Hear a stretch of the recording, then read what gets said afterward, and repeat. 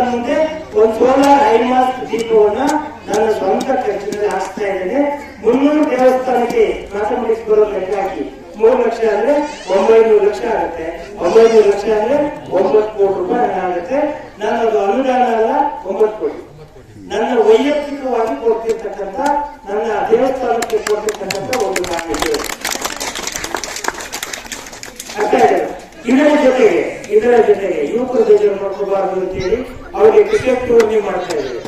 ಯುವಕರಿಗಾಗಿ ಏನಪ್ಪಾ ಯುವಕರು cricket tournament, ಅವ್ರಿಗೂ ಕೂಡ ಕ್ರಿಕೆಟ್ ಟೂರ್ನಮೆಂಟ್.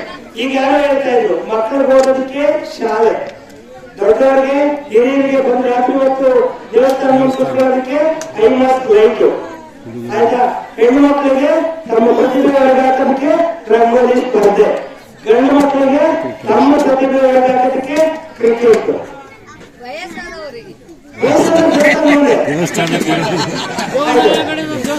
ಈ ರೀತಿಯಾಗಿ ದೇವಸ್ಥಾನಕ್ಕೆ ಹಣ ಕೊಡ್ತಾ ಇದ್ದೇವೆ ನನ್ನ ಕೈಲಾದ ಮಟ್ಟಿಗೆ. ಇಲ್ಲಿ ಬಸವರಾಜು ಮತ್ತೆ ನನ್ನ ಸ್ನೇಹ, ಬಸವರಾಜು ಮತ್ತೆ ನನ್ನ ಸ್ನೇಹಕ್ಕಾಗಿ ಈ ಊರಿಗೆ ವಿಶೇಷವಾಗಿ ಈಗಾಗಲೇ ಒಂದು ಐಮಾಸ್ ಕೊಟ್ಟಿದ್ದೇನೆ ಆಯ್ತಲ್ಲ. ಈಗಾಗಲೇ ಒಂದು ಐಮಾಸ್ ಕೊಟ್ಟಿದ್ದೇನೆ. ನಾನು ನಿಮ್ಮೂರಿನ ದೇವಸ್ಥಾನ ನನ್ನ ಕಡೆಯಿಂದ ಒಂದು 5 ಲಕ್ಷ ರೂಪಾಯಿ ಅನುದಾನವನ್ನು ಹಾಕ್ಕೊಡ್ತೇನೆ ಸರ್.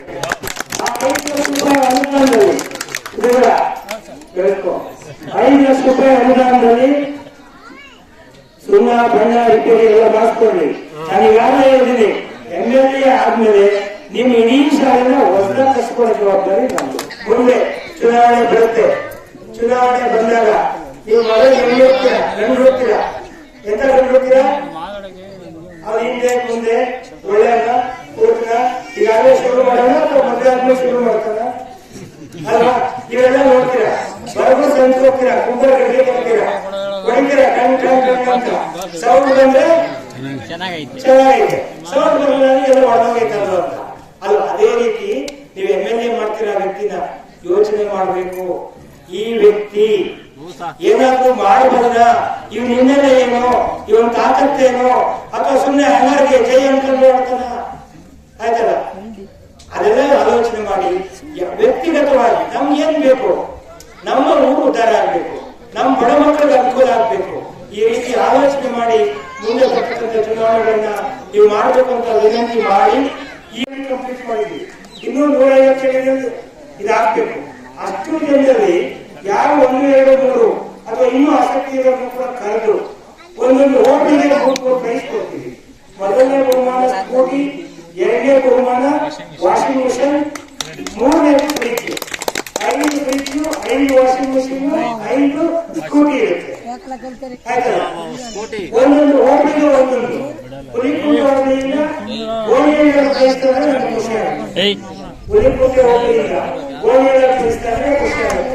ಅವತ್ತು ಇಡೀ ಜಿಲ್ಲೆಯಲ್ಲಿ ನಮ್ಮ ಹಳ್ಳಿ ಹೆಣ್ಮಕ್ಳ ಪ್ರತಿಭೆ ಇದೆ ಅನ್ನೋದು ಅದು ಅನಾವರಣ ಆಗುತ್ತೆ. 20 ಎಕರೆ ಮಾತ್ರ ಆಯ್ತಾ? ಈಗ ನಾವು ಗೌರ್ಮೆಂಟ್ ಸ್ಕೂಲ್ ಕಳಿಸಿದ್ರಿಂದ ಅದ್ರ ಮುಂದೆ ಅತ್ಯಂತ ಜಾಗ ಇದೆ, ಸ್ಟೇಡಿಯಂ ಇದೆ, ಅಲ್ಲೇ ಮಾಡಿಸ್ಬಿಡೋಣ ಆಗ್ಬೋದಾ? ಸೊ ಆ ಕೆಲಸ ಮಾಡೋಣ ಅಂತ ಹೇಳ್ತಾ ಮತ್ತೊಮ್ಮೆ ನಮ್ಮೆಲ್ಲ ಹೆಣ್ಮಕ್ಳಿಗೆ ಅಕ್ಕ ಸಮಾಧಾನ ಆಯ್ತಾ?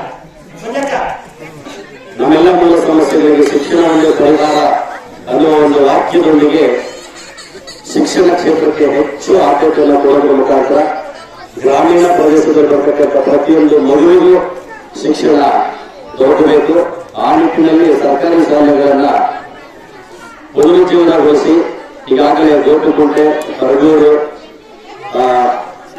ಶಿರಾ ಹೀಗೆ ಅನೇಕ ತಾವರೆಕೆರೆ, ಕಾಲುಗಳ ಅನೇಕ ಚಿಕ್ಕನಹಳ್ಳಿ ಒಳಗೊಂಡಂತೆ ಅನೇಕ ಸರ್ಕಾರಿ ಪ್ರೌಢಶಾಲೆ, ಪ್ರಾಥಮಿಕ ಶಾಲೆ ಮತ್ತು ಕಾಲೇಜುಗಳನ್ನ ಅವರು ಆಯ್ಕೆ ಮಾಡಿಕೊಂಡು ನಮಗೆಲ್ಲ ಹೇಳುವ ಹಾಗೆ ಕುಮಾರಣ್ಣ ಹೇಳ್ತಾ ಇದ್ರು, ಹಳ್ಳಿಯ ಬಡ ರೈತರನ್ನು ಕೂಡ ವಿದ್ಯಾಭ್ಯಾಸ ಮಾಡಿದ್ರೆ ಅವರು ಶ್ರೀಮಂತ ಆಗಬಹುದು ಅಂತ.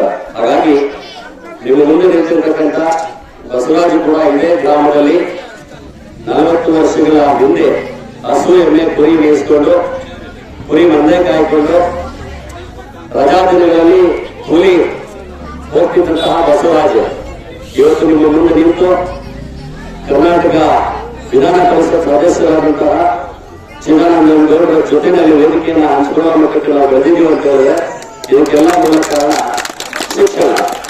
ಹಾಗಾಗಿ ಅದೇ ನಮ್ಮೆಲ್ಲ ಸಮಸ್ಯೆಗಳ ಮೂಲ ಪರಿಹಾರ ಶಿಕ್ಷಣ ಒಂದೇ ಅಂತ ಹೇಳಿ ಒಂದು ಧ್ಯೇಯವಾಕ್ಯದೊಂದಿಗೆ ಅವರು ಮಿಂಚಿನ ಸಂಚಲನ ಮೂಡಿಸುತ್ತಾ ಇಡೀ ಶಿರಾ ತಾಲೂಕಿನಾದ್ಯಂತ ಅಭಿವೃದ್ಧಿಯ ಅಧಿಕಾರರಾಗಿ ಅವರು ಶಾಲೆಗಳನ್ನ ಉದ್ಧಾರ ಮಾಡ್ತಾ ಅನೇಕ ಸಾವಿರಾರು ಮಕ್ಕಳಿಗೆ ಅವರ ಶಿಕ್ಷಣ ಸಂಸ್ಥೆಗಳಲ್ಲಿ ಉಚಿತ ಶಿಕ್ಷಣವನ್ನು ಕೊಟ್ಟಿರ್ತಕ್ಕಂಥದ್ದು ಯಾರಿಗೂ ಗೊತ್ತಿರ್ಲಿಕ್ಕಿಲ್ಲ.